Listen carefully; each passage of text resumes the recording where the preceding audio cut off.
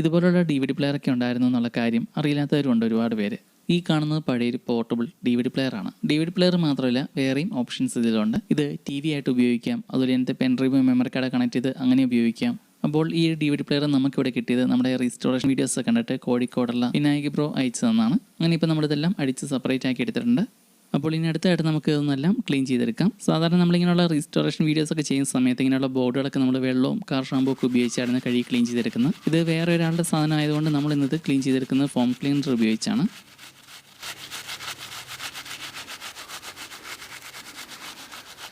അതുപോലെ ഇതിൻ്റെ ഡിസ്പ്ലേക്കും ഈ കാണുന്ന പോലെ ഡാമേജ് ആയിട്ടാണ് കിട്ടിയേക്കുന്നത്.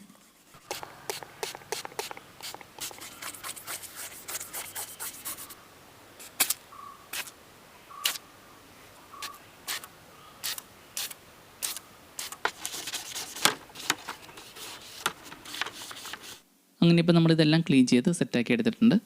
പിന്നെ ഇതിൻ്റെ മറ്റൊരു പ്രശ്നം, ഇതിൻ്റെ ഒരു ഡിസ്ക് ഡ്രൈവിൻ്റെ ഈ ഒരു ഐ സെൻസർ മുന്നോട്ടും പുറകോട്ടും നീങ്ങുന്ന ഈ ഒരു മെക്കാനിസം സ്റ്റക്കായിട്ട് നിൽക്കുവാണ്. അങ്ങനെ ഇതിൻ്റെ ഈ രണ്ട് സൈഡിലുള്ള സ്റ്റീൽ റോഡിൽ ഓയിൽ വിട്ട് ഇതിൻ്റെ മോട്ടർ അഴിച്ച് ക്ലീൻ ചെയ്ത് അതിലും ഓയിലൊക്കെ ഇട്ട് സെറ്റാക്കി എടുത്തിട്ടുണ്ട് ഇതും. അങ്ങനെ ഇപ്പോൾ നമ്മൾ ഇതിൽ നിന്ന് അഴിച്ചെടുത്തെല്ലാം പഴയതുപോലെ റീഫിറ്റ് ചെയ്തിട്ടുണ്ട്. അതുപോലെ അടുത്തായിട്ട് ഇതിൻ്റെ ഐ സെൻസറിൻ്റെ ലെൻസും ക്ലീൻ ചെയ്ത് റെഡിയാക്കിയിട്ടുണ്ട്. അങ്ങനെ ഇപ്പം ഇതെല്ലാം നമ്മൾ കണക്ട് ചെയ്ത് ചെക്ക് ചെയ്ത് നോക്കിയ സമയത്ത് വർക്ക് ചെയ്യുന്നുണ്ട്. ഇതിൽ ഡിസ്കും കൂടി ഇട്ടൊന്ന് ചെക്ക് ചെയ്ത് നോക്കാം. അങ്ങനെ ഇപ്പോൾ ഇതിൽ ഡിസ്ക് എല്ലാം വർക്ക് ചെയ്യുന്നുണ്ട്.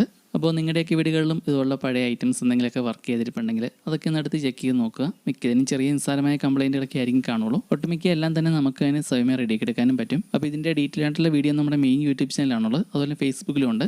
ഈ ചാനലുകളിൽ നോക്കിയാൽ മതി. അതുപോലെ ഈ ഒരു പോർട്ടബിൾ DVD പ്ലെയറിൽ ഓഡിയോ ഔട്ട്, വീഡിയോ ഔട്ട് ഇതെല്ലാം എടുക്കാനുള്ള ഓപ്ഷനുണ്ട്. അതുപോലെ ഓഡിയോ വീഡിയോ ഇൻപുട്ട് കൊടുത്ത് ഇത് TV പോലെ വർക്ക് ചെയ്യാനുള്ള ഓപ്ഷനുണ്ട്.